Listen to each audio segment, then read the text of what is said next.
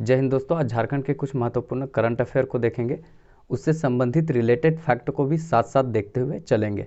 जितना भी महत्वपूर्ण बात होगा हम सब कुछ बताते हुए चलेंगे।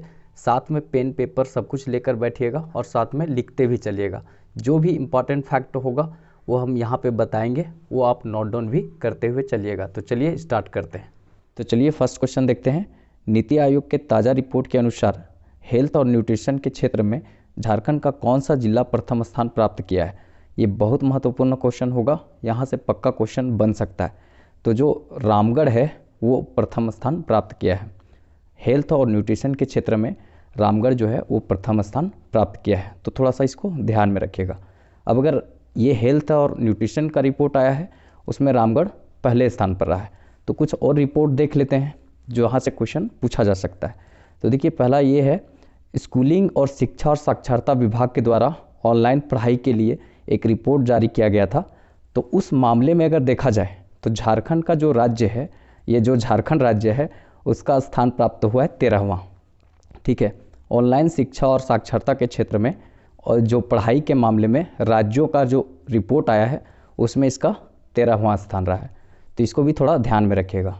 इसी तरह से साक्षरता में पूछे तो झारखंड का स्थान कितना है? 32वां। मतलब बिहार के बाद नीचे से दूसरे स्थान पर झारखंड है। गरीबी में पूछे तो बिहार के बाद दूसरे स्थान पर सबसे गरीब कौन है? झारखंड है। तो इन सभी बातों को थोड़ा थोड़ा ध्यान में रखिएगा, कहीं न कहीं पूछा जा सकता है। ठीक है, अगर बात यहाँ पर आया रामगढ़ का, तो रामगढ़ से रिलेटेड कुछ महत्वपूर्ण फैक्ट को देख लेते हैं जो बार बार प्रतियोगी परीक्षाओं में पूछा जाता है। तो देखिए, सबसे पहले रामगढ़ राज्य की स्थापना 12 सितंबर 2007 को हुआ था और ये 24वां जिला बना था। 12 सितंबर 2007 को रामगढ़ जिला बना था और ये 24वां जिला के रूप में अस्तित्व में आया था। मतलब झारखंड जब बना था तो 18 जिले थे और उसके बाद 6 बाद में जिले बने। तो उसमें से सबसे लास्ट में जो जिला बना है वो है आपका कौन सा जिला? तो ये रामगढ़ है। इसका कभी कभी पूछता है ये कटा किस से? तो ये हजारीबाग से कटकर बना था। रामगढ़ जिला हजारीबाग से कटकर बना था और इसी 12 सितंबर 2007 को रांची से कटकर खुट्टी भी बना था। ठीक है, तो अगर रामगढ़ का बोला जाए तो आकार कैसा है? तो ट्रायंगल साइज का है, ट्रायंगल जैसा है, मतलब त्रिभुजाकार है। मतलब कहने का मतलब सिंपल सा जानिए कि इसका आकार कैसा है? त्रिभुजाकार है और ये सबसे छोटा जिला भी है।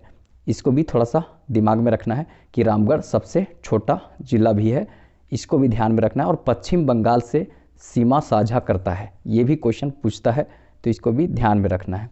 और ये एकमात्र मतलब जिला है जहाँ पर छावनी बोर्ड है। एकमात्र झारखंड का सैनिक छावनी बोर्ड कहाँ पे है? तो ये रामगढ़ में है। तो इसको थोड़ा सा ध्यान में रखिएगा। राज्य के पहला जो महिला इंजीनियरिंग कॉलेज बनेगा वो यहीं बनेगा। हम इसके पहले भी एक वीडियो में बताए थे कि पहला महिला इंजीनियरिंग कॉलेज कहाँ पे बनेगा? तो रामगढ़ में बनेगा। और पहला महिला विश्वविद्यालय कहाँ बनेगा? तो वो जमशेदपुर पूर्वी सिंहभूम में बनेगा। तो इसको भी थोड़ा सा ध्यान में रखिएगा क्योंकि यहाँ से भी बहुत अच्छा क्वेश्चन पूछा जा सकता है। तो देखिए, इसके बाद छिन्नमस्तिका मंदिर अगर कभी पूछा जाए तो कहाँ पे है? तो ये छिन्नमस्तिका मंदिर है, वो भी आपका रामगढ़ में पड़ता है। फिर उसके बाद रजरप्पा जलप्रपात अगर पूछे तो ये भी कहाँ पर पड़ता है? तो ये भी आपका रामगढ़ में है। रजरप्पा जलप्रपात जो मतलब दामोदर नदी आती है तो उसके ऊपर से भैरवी नदी गिरती है और ये छिन्नमस्तिका मंदिर जहाँ पे है वहीं पर ये जलप्रपात बनता है और रामगढ़ में ही है। इसी तरह से पतरातू डैम भी आपको दिमाग में रखना है। पतरातू डैम जो है वो भी यहीं पे है। रामगढ़ राज्य की स्थापना जो है वो सिंहदेव सिंह और बागदेव सिंह ने किया था। तो रामगढ़ से संबंधित है, इसीलिए हम यहाँ पे बताएं कि सिंहदेव सिंह और बागदेव सिंह जो दोनों भाई थे उन्होंने 1368 ईस्वी में रामगढ़ राज्य की स्थापना किया था कर्णपुरा के राजा से छीनकर। तो इसको भी थोड़ा सा ध्यान में रखिएगा। वैसे आप जिला दर्शन देखेंगे तो हम ये सब बहुत अच्छा से बताएं, बस आप लोग अगर एक बार देखेंगे तभी समझ में आएगा। इतना क्रीम पोर्शन को वहाँ रखे हैं कि आप पूरा झारखंड को पढ़ना जरूरत नहीं है, बस केवल आप जिला दर्शन पढ़ लीजिए, पूरा झारखंड खत्म हो जाएगा। बस आप एक बार देखेंगे तब समझ में आएगा। ठीक है, तो और एक बहुत महत्वपूर्ण है कैथा शिव मंदिर। कैथा शिव मंदिर जो है वो भारतीय पुरातात्विक विभाग जो है उसको एक मान्यता दिया है कैथा शिव मंदिर को। ठीक है, पुरातात्विक मान्यता प्राप्ति हुआ है इसको कैथा शिव मंदिर को, और भारतीय पुरातात्विक विभाग के द्वारा। तो इनको ध्यान में रखिएगा, इन सभी बातों को ध्यान में रखिएगा क्योंकि महत्वपूर्ण है और सब पूछे जाने वाला क्वेश्चन है। ठीक है, नेक्स्ट क्वेश्चन देखते हैं। झारखंड के किस महिला को ग्लोबल वुमेन इंस्पिरेशनल अवार्ड के लिए चुना गया है? तो ग्लोबल वुमेन इंस्पिरेशनल अवार्ड के लिए चुना गया है रितिका श्रीवास्तव को। रितिका श्रीवास्तव झारखंड की हैं, इनको ग्लोबल वुमेन इंस्पिरेशनल अवार्ड के लिए चुना गया है। तो कुछ और महत्वपूर्ण लेडी को देख लेते हैं जो बहुत फेमस रही है और कुछ न कुछ उनका संबंध जो है महत्वपूर्ण योगदान के लिए रहा है। जैसे आप एक नाम याद रखिएगा, गोल्डन गर्ल्स। गोल्डन गर्ल्स किसको कहते हैं? दीपिका कुमारी को कहते हैं, क्योंकि 2008 में जब कॉमनवेल्थ हो रहा था, कहाँ पे? तो ये आपका 2008-10 में शायद होगा, तो ये दिल्ली में हो रहा था, तो वहाँ पे 2 गोल्ड मेडल जीती थी, इसीलिए दीपिका कुमारी को गोल्डन गर्ल्स कहा जाता है। और ये तीरंदाजी की खिलाड़ी है, रांची से संबंध रखती है और तीरंदाजी में अभी नंबर 1 चल रही है। कौन? दीपिका कुमारी। तो ये गोल्डन गर्ल्स के नाम से जानी जाती है झारखंड में। उसके बाद जमुना टुड्डू को नाम सुने होंगे। जमुना टुड्डू जो है उसे लेडी टार्जन के नाम से जाना जाता है। मतलब कि जो आप दालमा क्षेत्र देख रहे हैं, 1976 में इसका स्थापना हुआ था दालमा का। हाथी प्रोजेक्ट 1992 से यहाँ चालू हुआ था। दालमा पूर्वी सिंहभूम जमशेदपुर में पड़ता है।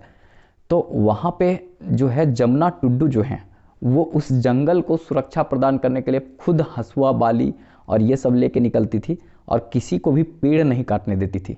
ये बहुत महत्वपूर्ण था, इसीलिए इसको लेडी टार्जन कहा जाता है। लेडी टार्जन के नाम से जाना जाता है जमुना टुड्डू को।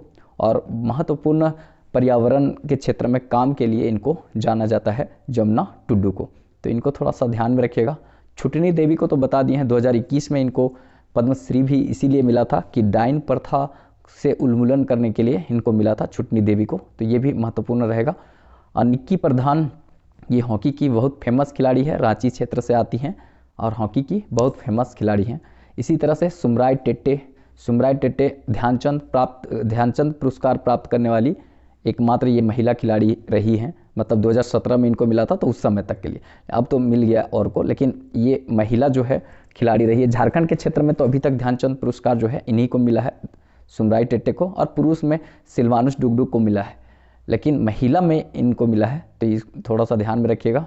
ध्यानचंद पुरस्कार सुमराय टेट्टे, ये पहली महिला होगी झारखंड क्षेत्र से। ठीक है, तो इन सभी बातों को थोड़ा थोड़ा ध्यान में रखिएगा क्योंकि यहाँ से भी एक अच्छा क्वेश्चन पूछा जा सकता है। नेक्स्ट क्वेश्चन देखते हैं। सघन निश्चय पोषण योजना के तहत टीबी के रोगियों को प्रति माह कितना रुपया दिया जाएगा? तो देखिए, प्रति माह जो है वो 500 रुपया दिया जाएगा टीबी के रोगियों को। टीबी जो है वो बहुत खतरनाक बीमारी होता है और ये एक दूसरे से फैलता भी है। कहने का मतलब ये बहुत कम्युनिकेट करके और फैलता है, तो इसीलिए ये बीमारी बहुत खतरनाक होता है। लंग्स, फेफड़ा से संबंधित बीमारी, और फेफड़ा इससे प्रभावित भी होता है। पूछता भी है कि टीबी से कौन सा अंग प्रभावित होता है, तो ये फेफड़ा जो होता है, लंग्स होता है, वो प्रभावित होता है। तो बहुत खतरनाक बीमारी है। भारत सरकार जो है वो टीबी खत्म करने का जो लक्ष्य रखी है 2025 रखी है। ठीक है, ये भी याद रखिएगा। भारत सरकार का लक्ष्य है कि 2025 तक टीबी को हम खत्म कर देंगे।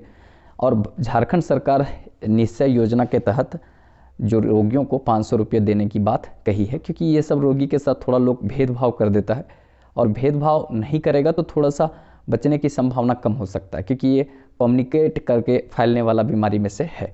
ठीक है, तो टीबी जो है वो मरीजों को कितना दिया जाएगा? 500 रुपया दिया जाएगा।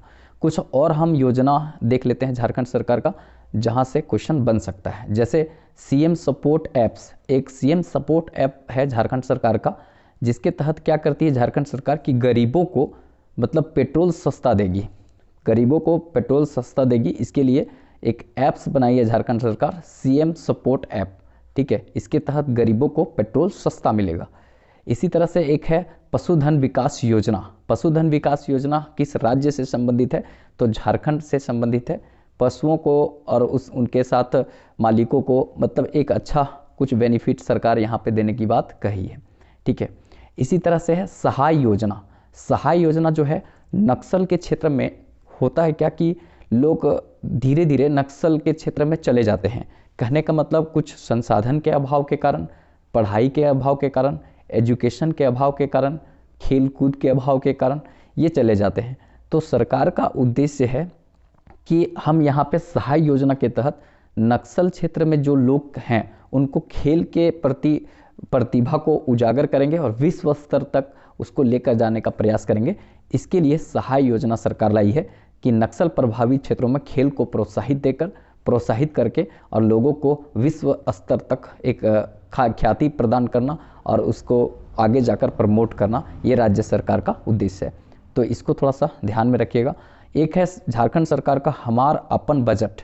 हमारा अपन बजट में सरकार का कहना है कि आप जो है वो अपना बजट में योगदान दीजिए।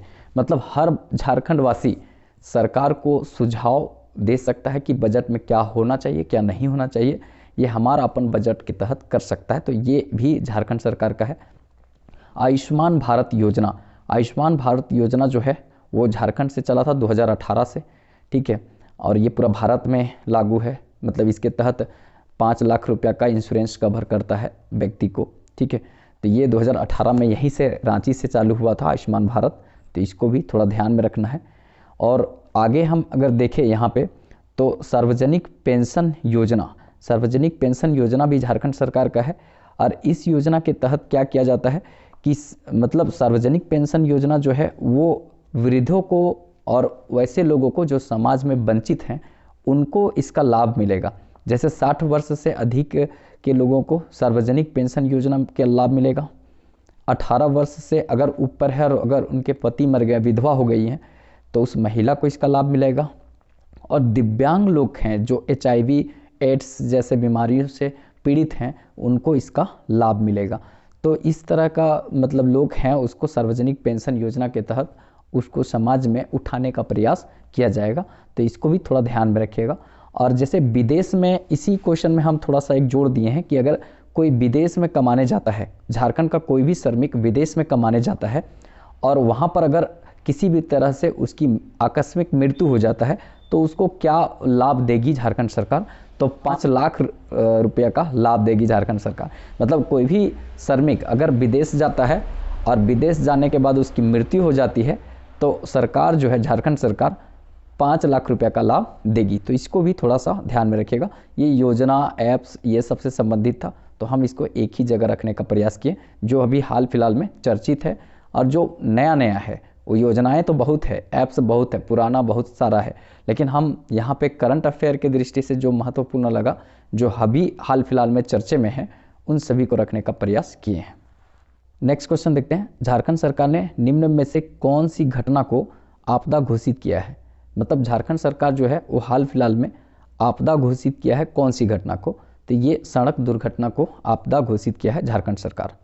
देखिए भाई, सड़क दुर्घटना कहीं भी होता है तो सबसे पहले प्राथमिक उपचार उसे दिया जाना चाहिए।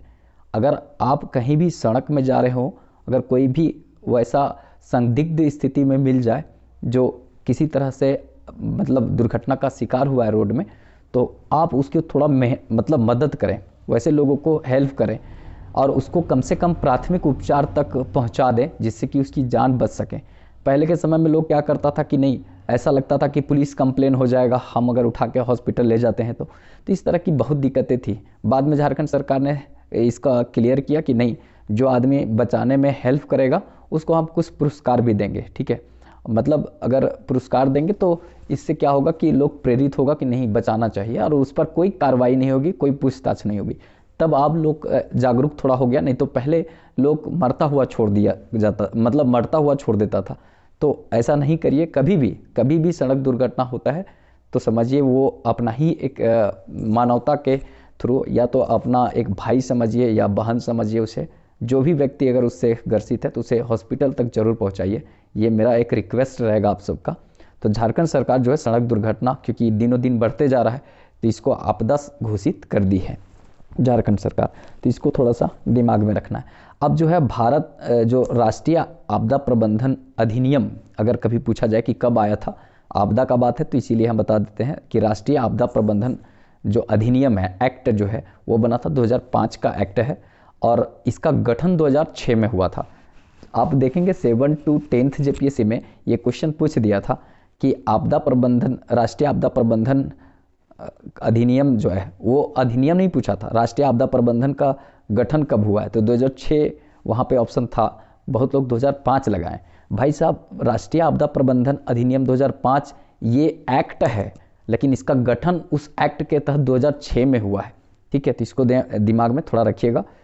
और झारखंड राज्य आपदा प्रबंधन प्राधिकरण का गठन जो है वो 28 मई 2010 को हुआ था। ठीक है, तो इसको भी इसके साथ ध्यान में रखिएगा। 28 मई 2010 को झारखंड राज्य आपदा प्रबंधन प्राधिकरण का गठन हुआ था। तो साथ में दिमाग में रखिएगा, क्योंकि यहाँ से बहुत बढ़िया क्वेश्चन पूछा जाता है। अब यहाँ पे बात आता है आपदा का। तो देखिए, आपदा में अगर देखा जाए तो झारखंड में एक आपदा यहाँ पे नहीं होता है। अब कौन सा आपदा यहाँ पे नहीं आता है? बाढ़।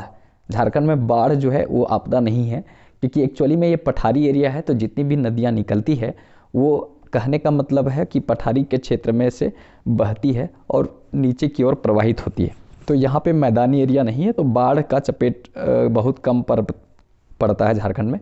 तो बाढ़ जो है यहाँ के लिए आपदा नहीं है। बाकी जंगल का आग हो गया, सूखा हो गया, भूस्खलन हो गया, फिर उसके बाद भूकंप हो गया, ये सब आपदा झारखंड में है, लेकिन बाढ़ जैसी आपदा यहाँ नहीं है। तो इसको भी थोड़ा दिमाग में रखिएगा, कभी कभी क्वेश्चन 1-2 बार पूछा है तो हम आपको बता दिए। आपदा जो होता है उसमें ज़्यादातर देखेंगे रेशियो जो होता है खर्च का, वो होता है 75:, कितना होता है 25, मतलब 75% जो है वो केंद्र सरकार खर्च करती है और 25% राज्य सरकार करती है। लेकिन कभी कभी राज्य सरकार हिस्सा और बढ़ा देती है, वो आपदा पर डिपेंड करता है कैसा है। लेकिन ये एक रेशियो बनता है केंद्र और राज्य का 75:25 का। ठीक है, इसको दिमाग में रखना है। अब यहाँ पे बात आता है कि सबसे प्रदूषित अगर देखा जाए, ध्वनि प्रदूषण के दृष्टि से अगर सबसे प्रदूषित अगर देखा जाए झारखंड में कौन सा एरिया है, ये भी एक प्रकार से आपदा ही बोला जा सकता है, प्रदूषण भी बहुत बड़ा आपदा है।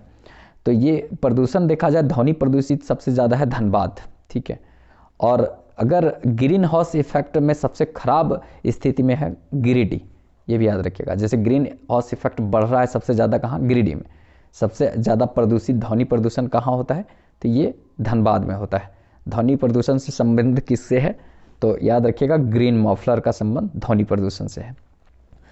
अब यहाँ पे कुछ बात बहुत महत्वपूर्ण है। जैसे बिरसा मुंडा कृषि विश्वविद्यालय है, वो सूखा के क्षेत्र का निगरानी करती है। बिरसा मुंडा बिरसा कृषि विश्वविद्यालय है रांची, वो सूखा से संबंधित निगरानी करती है। ISM धनबाद को दिया गया है खनन आपदा के देखरेख के लिए, इसको सौंपा गया है ISM धनबाद को। BIT मिश्रा भूकंप से संबंधित जितना भी बात होता है उस पर स्टडी करती है। और JSEC रांची जो है वो बाढ़, जंगल में आग और सूखा जैसे जो आपदा होती हैं उसका प्रबंधन करता है। और याद रखिएगा राज्य में आपदा प्रबंधन का जो प्रमुख होता है वो राज्य का मुख्यमंत्री होता है, और देश में आपदा प्रबंधन के लिए जो संस्था होती है उसका प्रमुख जो होता है वो प्रधानमंत्री होता है। इन सभी बातों को दिमाग में रखिएगा, क्योंकि यहाँ से अच्छा क्वेश्चन बन सकता है। हम एडिशनल फैक्ट बताते हैं, वो कितना आप लोग को अच्छा लगता है हमको ज़रूर रिप्लाई करके बताइएगा। और थोड़ा चैनल को सपोर्ट कीजिए, क्योंकि ये नया चैनल है भाई लोग। कम से कम जल्दी से 1000 तो पहुँचा दो सब्सक्राइबर यार, देखने में अच्छा लगेगा। कम से कम 1K लिखा जाएगा, थोड़ा सा सपोर्ट तो कर दो आप लोग। एक ग्रुप में आप लोग शेयर कर दो इस वीडियो को यार, प्लीज़ थोड़ा शेयर कर दो यार। कहने का मतलब जल्दी नहीं बोलते हैं इसलिए कि टाइम आप लोग का ख़राब ना हो, मतलब पढ़ने पर, और हम भी पढ़ाने पर जोर देते हैं। लेकिन थोड़ा सपोर्ट कीजिए आप लोग, एक ग्रुप में कम से कम शेयर कर दीजिए, अपने दोस्तों का ग्रुप में ज़रूरतमंद लोगों तक कर दीजिए, जिससे हम लोग का थोड़ा सपोर्ट हो जाए। ठीक है, थोड़ा सा सपोर्ट कीजिए, वो आप लोग का कुछ नहीं जाता। वो लाल वाला बटन दबाकर अगर आप सब्सक्राइब कर लेंगे तो आप लोग को कुछ नहीं जाएगा, ना कोई पैसा खर्च होता है। लाइक अगर कर देंगे तो उससे, सब्सक्राइब कर देने से कोई पैसा आप लोग का नहीं जाता होगा। अगर जाता है तो मत कीजिएगा, लेकिन हमको पता है कि उससे कुछ पैसे नहीं लगते हैं। सब्सक्राइब कर देना यार, कम से कम 1000 हो जाएगा जल्दी से। चलिए नेक्स्ट क्वेश्चन देखते हैं। झारखंड के मुख्यमंत्री ने किसकी खेती को कृषि का दर्जा देने की घोषणा की है? तो लाह की खेती को कृषि का दर्जा देने की घोषणा की है। एक प्रकार का ये लट्ठा होता है लाह, जो चूड़ियाँ उड़ियाँ बनाने के लिए काम देता है। लातेहार क्षेत्र में बहुत अधिक होता है। तो लाह जो है वो चूड़ी उद्योगों में ज़्यादातर काम होता है। ये आप लोग शायद नहीं देखे होंगे इसको, आप जब जाएंगे लातेहार साइड तो वहाँ पे देखेंगे पेड़ों से ये निकलता है लट्ठा। और ये लाह जो है वो समझिए तो झारखंड इसका मोनोपोली टाइप का है। मोनोपोली मतलब एकाधिकार, मतलब और जगह लाह नहीं होता है। ज़्यादातर लाह जो है वो थोड़ा मोड़ा छत्तीसगढ़ साइड में होता है जो इससे लगता है, लेकिन सबसे ज़्यादा जो है वो लगभग 60% के आसपास में लाह जो है वो झारखंड में होता है। तो कुल मिलाकर लाह की खेती को झारखंड के मुख्यमंत्री जो हैं हेमंत सोरेन, उन्होंने क्या है यहाँ पे लाह की खेती को दर्जा दिया है कृषि का। तो कृषि का दर्जा लाह की खेती को दिया गया है। अब यहाँ पे एग्रीकल्चर का बात आया तो ध्यान में रखिएगा, कुछ जो है वो एडिशनल फैक्ट यहाँ पे दिमाग में रखना है। जैसे सबसे पहले यहाँ पर देखेंगे कुल क्षेत्रफल जितना है झारखंड का, उसका 22.7% भूमि पर कृषि कार्य किया जाता है। 22.7% भूमि पर कृषि कार्य किया जाता है, लेकिन शुद्ध जो बोया गया क्षेत्र है जिस पर सिंचाई की सुविधा उपलब्ध हो वो 11% भाग है। ठीक है, 76% आबादी जो है वो झारखंड में कृषि क्षेत्र में लगी हुई है और जीडीपी में कृषि का योगदान जो झारखंड में है वो 23.8% के आसपास में है। और यहाँ पे सर्वाधिक धान की खेती होता है जो लगभग 60% होता है। कितना होता है? तो लगभग ये 60% होता है। तो इसको भी थोड़ा ध्यान में रखिएगा, 60% धान की खेती झारखंड में होती है और वो भी सिंहभूम क्षेत्र में यहाँ पे धान की खेती होता है। तो देखिए अगर आपको पूछेगा कि कौन सी खेती कहाँ होता है तो देखिए बहुत आसान है यहाँ पे रखना दिमाग में। आलू, प्याज, गन्ना, ये सब जो है आलू, प्याज, गन्ना, ज्वार, बाजरा, ये जो है वो हजारीबाग में होता है। आलू, प्याज, गन्ना, ज्वार, बाजरा कहाँ होता है? हजारीबाग में होता है। इसी तरह से मड़ुआ जो है वो पहले के समय में जब नहीं धान चावल हुआ करता था तो मड़ुआ के रोटी लोग खाया करता था। और आपको विश्वास नहीं होगा, मड़ुआ का उत्पादन जो है सबसे ज़्यादा रांची में होता है, मतलब झारखंड की राजधानी रांची में होता है। इसी तरह से चावल अनुसंधान संस्थान तो हजारीबाग में है, लेकिन चावल जो है सबसे ज़्यादा कहाँ पर उत्पादन होता है तो वो सिंहभूम क्षेत्र में होता है। चावल का उत्पादन सिंहभूम में होता है और झारखंड में चावल जो है वो मुख्य भोजन भी है क्योंकि 60% उत्पादन यही होता है। दूसरा आप देखेंगे मक्का, तीसरा गेहूँ, मतलब दूसरा गेहूँ और तीसरा मक्का है। और इसके बाद छोड़ दीजिए सब कुछ, तो सब कुछ पलामू मार दीजिएगा। जैसे कि आपको पूछे गेहूँ कहाँ होता है? पलामू में। मक्का कहाँ होता है? तो आपका पलामू में। मूंगफली कहाँ होता है? पलामू में। चना कहाँ होता है? पलामू में। जौ कहाँ होता है? पलामू में। मतलब आलू, प्याज, गन्ना हजारीबाग, ज्वार बाजरा हजारीबाग, मड़ुआ रांची, चावल सिंहभूम, बाकी सब लगा देना है कहाँ पे? तो ये मतलब लगा देना है पलामू। तो इसको थोड़ा सा ध्यान में रखिएगा क्योंकि यहाँ से भी एक अच्छा क्वेश्चन पूछा जा सकता है। नेक्स्ट क्वेश्चन देखते हैं। हाल ही में पर्यटन निर्देशालय ने झारखंड के किस महान योद्धा के घर को म्यूजियम बनाने की घोषणा की है? मतलब एक महान योद्धा झारखंड के रहे हैं, उनके घर को म्यूजियम बनाएगा। तो ये घोषणा किया गया है, मतलब किनके घर को? तो ये अल्बर्ट एक्का के घर को म्यूजियम के रूप में बनाया जाएगा। आप लोग में से बहुत लोग अल्बर्ट एक्का को जानते होंगे, लेकिन हम अल्बर्ट एक्का का यहाँ कुछ यूनिक बात भी हम आपको बता देते हैं क्योंकि ये बहुत महत्वपूर्ण रहेगा। तो अल्बर्ट एक्का के घर को क्या बनाया जाएगा? म्यूजियम बनाया जाएगा। तो देखिए अल्बर्ट एक्का का जन्म जो हुआ था वो 27 दिसंबर 1942 ईस्वी को गुमला जिले के एक गांव है जरी गांव में हुआ था। गुमला जिला है झारखंड का जो रांची से ही कट के बना है।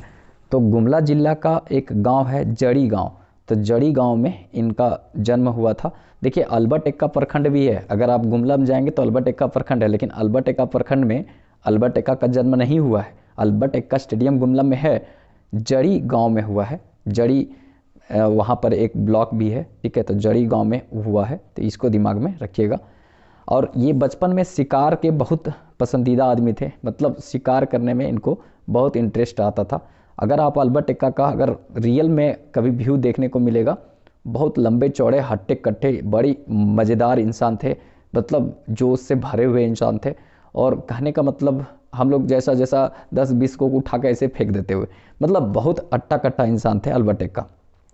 तो शिकार जो है वो करना इनको बहुत पसंद था। तो बाद में हुआ क्या कि मतलब ये सेना में जाना चाहते थे, कुल मिलाकर सेना में इनको सेवा करने का मौका मिला, ठीक है। तो सेना में इनको लांस नायक एक ग्रुप था, उसका बटालियन का इनको हेड बनाया गया और त्रिपुरा क्षेत्र में मतलब भेजा गया। त्रिपुरा आपको पता है एकदम नीचे से, बांग्लादेश से 3 साइड से घिरा हुआ है त्रिपुरा, वहाँ पे इनको दिया गया बटालियन एक दिया गया था जिसमें 14 गार्ड्स थे, 14 मतलब इनके साथ और लोग थे और इनको लांस नायक ग्रुप का हेड बनाया गया, ब्रिगेडियर बनाया गया और भेजा गया। आपको पता है कि जिस समय का बात हम कर रहे हैं लगभग ये 1971 का बात कर रहे हैं, तो उस समय बांग्लादेश जो है वो पूर्वी पाकिस्तान के नाम से जाना जाता था, और जो अभी का पाकिस्तान है वो पश्चिमी पाकिस्तान के नाम से जाना जाता था, लेकिन था पाकिस्तान ही। तो उनको त्रिपुरा साइड में इसलिए भेजा गया था क्योंकि त्रिपुरा तीनों ओर से है, वो बांग्लादेश से घिरा हुआ है, और पाकिस्तान का जो सप्लाई है, मतलब एक प्रकार से बांग्लादेश को उस समय समझिए पूर्वी पाकिस्तान, तो पूर्वी पाकिस्तान का कुछ भी सप्लाई जो आए और वहाँ पे बांग्लादेश के साइड में घुस जाए, तो उसको रोकने के लिए इनको तैनात किया गया था, इनका बटालियन को तैनात किया गया था त्रिपुरा में। और त्रिपुरा में जो तैनात किया गया था वो त्रिपुरा की राजधानी अगरतला से लगभग 6 किलोमीटर दूर जो है वो एक गंगा सागर नाम का जगह है, तो वहाँ पे तैनात किया गया था। गंगा सागर नाम के जगह पर त्रिपुरा में इनको मतलब वहाँ पे तैनात किया गया था अपने बटालियन के साथ। लेकिन हुआ क्या कि 3 दिसंबर 1971 ईस्वी को, मतलब यहाँ पे पाकिस्तानी लोग जो हैं वो पूरी तरीक़ा से टैंकों से हमला कर देते हैं। कहने का मतलब है कि इनके पास रहता है नॉर्मल बंदूक, इनके पास कुछ भी नहीं रहता है, और उधर से टैंकों से हमला हो जाता है। अब जब टैंकों से हमला हो जाता है, इनके पास ज़्यादा लोग भी नहीं थे, तो होता क्या है कि ये हिम्मत नहीं हारते। बोला जाता है कि टैंकों से जब उधर से हमला हो रहा होता है तो ये भी उसका जवाबी देते हैं, और ये भी अपने तरह से पूरा मेहनत करते हैं, और अपने दोस्तों को बचाने के लिए खुद का जान जो है वो निछावर करने के लिए आगे दौड़ते हैं, और एक एक करके 8 टैंकों को अकेले उड़ा देते हैं। मतलब पाकिस्तान के एक एक करके 8 टैंकों को ये अकेले उड़ा देते हैं। बोला जाता है कि लोग बंदूकों से, मतलब आधुनिकतम बंदूकों से हमला कर रहे थे, कोई 2 तिल्ला बिल्डिंग के ऊपर से। तो बोला जाता है कि मतलब रेंगते हुए, क्योंकि इनका बहुत सारा गोलियां लग चुका था, और रेंगते हुए चढ़कर और ऊपर में जितने भी कातिल थे जो मेरे देश के साथ गद्देदारी कर रहे थे या देश के साथ मतलब लड़ाई कर रहे थे, तो उनको पूरी तरीक़ा से मारे, और मारने के बाद अपने दोस्तों को जान बचाने का काम किए थे, और उस दौरान जो है वो खुद शहीद हो गए थे। तो इनकी मृत्यु जो है वो 3 दिसंबर 1971 ईस्वी को त्रिपुरा के गंगा सागर नामक जगह पर इनका मृत्यु हो गया था। 3 दिसंबर 1971 को ये लड़ते हुए शहीद हुए थे। बाद में इनको भारत सरकार जो है 1972 ईस्वी में अल्बर्ट एक्का को परमवीर चक्र से नवाजा था। तो परमवीर चक्र जो है वो पाने वाले ये झारखंड के पहले व्यक्ति हैं। कहने का मतलब है कि अभी तक परमवीर चक्र तो हमको लगता है कि नहीं, अभी तक किसी को नहीं मिला है, मात्र एक अल्बर्ट एक्का हैं जिनको मतलब अपने बलिदान के लिए, देश के प्रति अपना बलिदान के लिए इनको परमवीर चक्र से नवाजा गया है, और ये महान झारखंड के एक योद्धा रहे हैं। तो जिनसे संबंधित जितना भी महत्वपूर्ण फैक्ट था, जन्म 1942 याद रखिएगा 27 दिसंबर को, गुमला जरी गांव थोड़ा याद रखिएगा, और उसके बाद 3 दिसंबर 1971 को त्रिपुरा गंगा सागर नामक जगह पर इनकी मृत्यु हो गया, और लड़ाई था 3 दिसंबर 1971 को पाकिस्तान के साथ, उसी में ये शहीद हुए थे। ठीक है, तो इन सभी बातों को याद रखिएगा, क्योंकि हमें इनकी शहीदी को हमेशा याद रखना चाहिए दिलों में, क्योंकि ये सब ऐसे इंसान रहे हैं जो देश के सुरक्षा के लिए और देश की रक्षा के लिए अपना जान निछावर कर दिए।